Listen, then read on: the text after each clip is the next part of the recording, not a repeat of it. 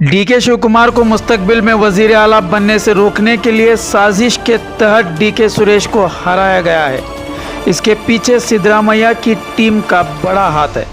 इस तरह के इल्ज़ाम तुमकुरू में बीजेपी एमएलए सुरेश गौड़ा ने लगाए हैं। जी हां, इस तरह के इल्ज़ाम तुमकुरू में बीजेपी एमएलए सुरेश गौड़ा ने लगाए हैं। सुरेश गौड़ा ने बताया कि डीके शिव कुमार को मुस्तकबिल में वजीर आला बनने से रोकने के लिए साजिश के तहत डीके सुरेश को हराया गया है और इसके पीछे सिद्धरामैया की टीम का बड़ा हाथ है।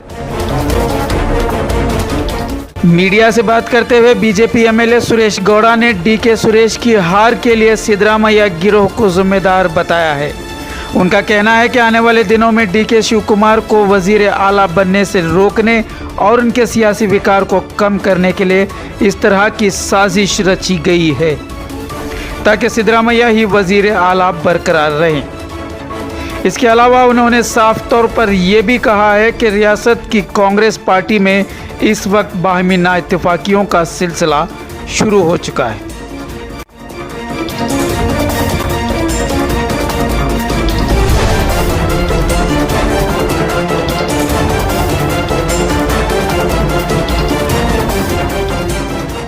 ನಾನು ಸ್ಪಷ್ಟವಾಗಿ ಹೇಳಿದ್ದೆ, ಇದು ತುಮಕೂರು ಜಿಲ್ಲೆಯ ಶಾಪ ಮತ್ತು ಕಾಂಗ್ರೆಸ್ನಲ್ಲಿ ಯಾರಿವತ್ತು ಇದ್ದಾರೆ ತುಮಕೂರಿನ ಕರ್ನಾಟಕ ರಾಜ್ಯದ ರಾಜಕಾರಣದಲ್ಲಿ ಸಿದ್ದರಾಮಯ್ಯನವರೇ ಕಂಟಿನ್ಯೂ ಆಗಬೇಕು ಅಂತೇಳಿ ಒಂದು ಹೈಂದ ಟೀಮ್ ಯಾವಾಗಲೂ ಕೆಲಸ ಮಾಡುತ್ತೆ.